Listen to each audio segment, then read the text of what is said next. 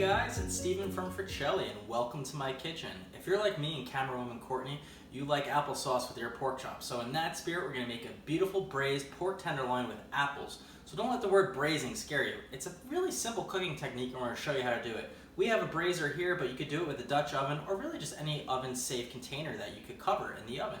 So with that, camerawoman Courtney, are you ready to start cooking? For this dish, we're going to need to use the stovetop and the oven. And that's what's so great about a braiser or Dutch oven is you could use both on the stovetop and in the oven. If you don't have a dish that can go on the stovetop too, you could just use a frying pan for the first parts of the recipe. Okay, we have our pork tenderloin here, but it does have this silver skin here, so I'm going to go ahead and poke under it with a fillet knife, and then we're going to cut this piece off.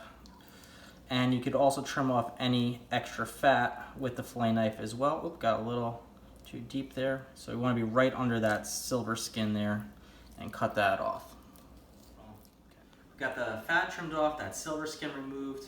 We're about ready to go. So I've gone and grabbed a few things for the next step. But first thing we're going to do is we're going to take the lid off the braiser. And the nice thing about these too is this is all going in together. So you could also use this as a dish while you're making stuff. So it's one less thing to clean up. So we're going to go ahead and put some heat onto here. Just let it up. And then while that's heating up, what else we have here? We have obviously the pork tenderloin. I got some butter, olive oil, a paper towel, and some all-purpose flour in a dish, salt and pepper. So first thing we're going to do is actually pat dry the pork tenderloin here with the paper towel. And you may need to use more than one depending on how moist it is. But you want it really dry.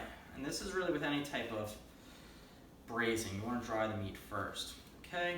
And then we're going to wipe this down, and then what we're going to do is do a generous coating in salt and pepper. Just going to do the salt first.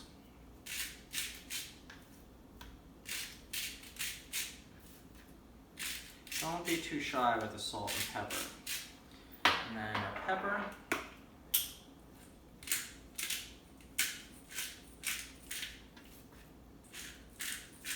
Now that we're heating up, we're going to take a nice chunk of butter and put that on there. Still heating up a little. We want to wait till it's really hot until we put the meat on it to sear it. And put some olive oil in too. With the olive oil and butter, the mixture of the two will make the butter not burn as much. So we're just going to let that heat up a bit more. And still heating up, the butter and oil are melting. So what we're going to do now is go ahead and dredge the tenderloin, which we've salt and peppered in just basic white flour here. This is just all-purpose flour. And you just want a nice even coating over it. And if you don't get some on your apron, you're not trying hard enough. So there we go. So you really just want to watch this. It's just going to take a couple minutes each side. You really just want to brown the outside of the meat. And we're cooking it at a high heat because we really just want to sear the outside. We're not cooking the pork in this step. Okay, so I'm going to flip this over. And you want to get all sides of it. If you can too, stand it up on the end here like this for a little bit to sear the outside of it. Or the end of it rather. But this is what you want to look like. So again, just like a minute or two on each side, you just want it to start browning. And once it's a little brown, then you're pretty much good to go. Okay, we got this thing pretty well seared. It's going to lock in the juices in there as well. So it should have just, a nice golden brown. It's okay if it's a little burnt on the end and a little crispy. That's quite all right. So what I'm going to do is now take this and put it on this dish, or the top lid rather. Just we're going to use one dish. I'm just going to cover it with tin foil so we don't lose any juices or anything like that, and then I'm going to just lower the heat on the stove. Now that the meat is seared, we're just going to chop up some onion and garlic. I'm going to use just half of white onion and chop this up. Doesn't really matter how you chop. Alright, so I've chopped up some onion. I didn't go too crazy into making it to perfect pieces. Again, this is making a sauce, so it doesn't really matter. You're not going to be eating the onions with the meat.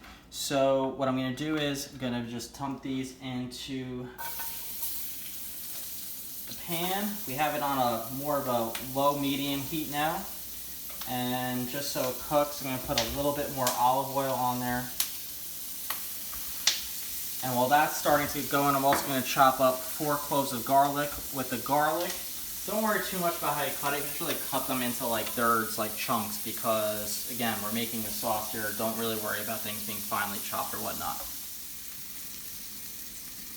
So we still have some brown in the pan from searing the meat. We're just going to leave everything in there, really capture all the flavors. Nothing's going to be cleaned out. Everything's cooked in this one pot. So just be careful when you cook the onions because you do want them to get kind of golden brown. It's a little hard to tell because they have the brown from the meat and the butter from before. So just let this cook for a few minutes at a low to medium heat. Our onion and garlic is cooking nicely, and for our next step we're going to take some dry cooking wine. So this is sherry cooking wine, and we're going to pour that in here. So with the wine you want a nice coating on the bottom, and then we're going to let this heat up again. I also went ahead and increased the heat a little bit on the stovetop so that the sherry starts boiling down and reducing. So we're going to let that go for a few minutes. So now you can see we have a much thinner layer of liquid at the bottom. Most of this wine has reduced, and now we're ready to pour in some apple cider. I'm going to go ahead and shake this up.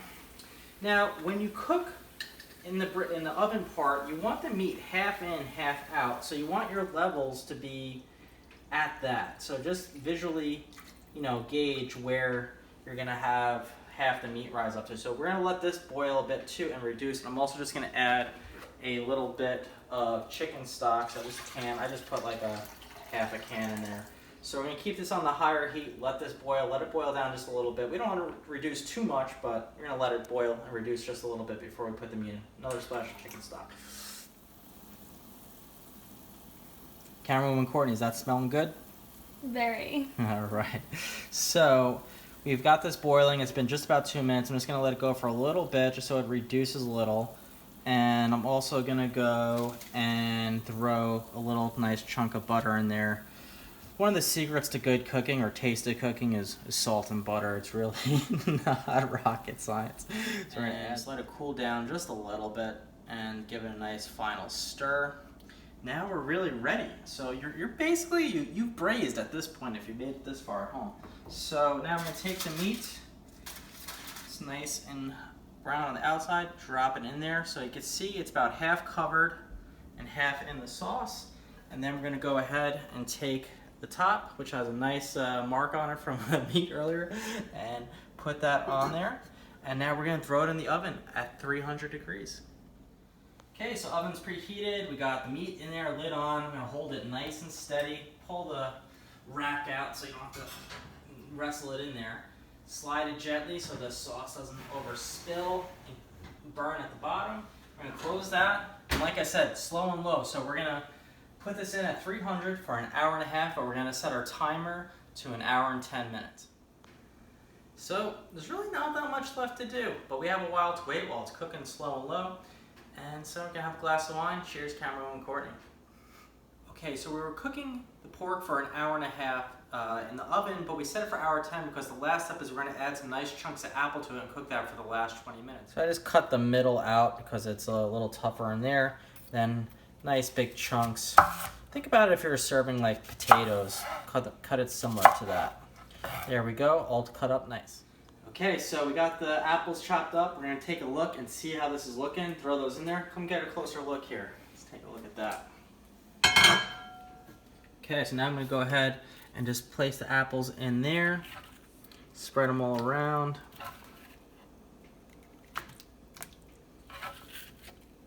This is smelling good. Okay. Now we're gonna, oops, a little splash there. So I'm gonna cover this back up. Then we're gonna put it back in the oven for about 15 to 20 minutes, and then we're gonna be ready to serve.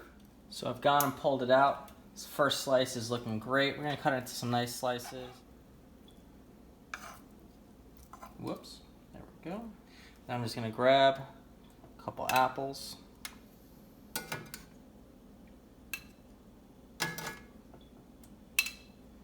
Throw those in there.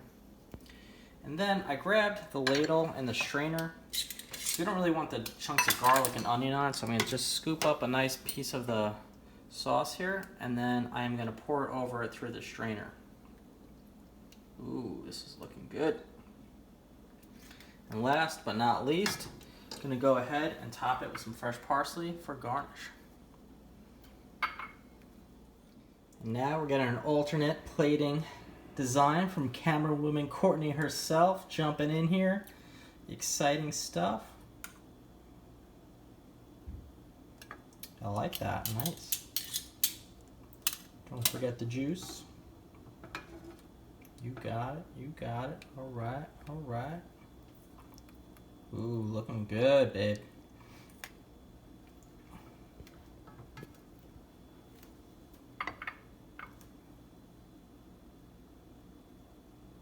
Yeah, maybe I put too much parsley. We're gonna go with camera woman Courtney's version. This is looking good. Thank you guys for watching. If you enjoyed the video, please like and please subscribe. Put in the comments if you make the dish and how it came out. And until next time, enjoy and bon appetit. So I'm just using a butter knife and you barely need it. This is so soft and tender. It really came out great. Courtney's looks a little better, but they both taste the same. Take another bite. Mmm, they're really good. Try the apples. Those are good too. The only thing I would say is maybe the apples may have them in for about 5 minutes less. So I had it in for 20. I would just do 15. With that, thanks guys.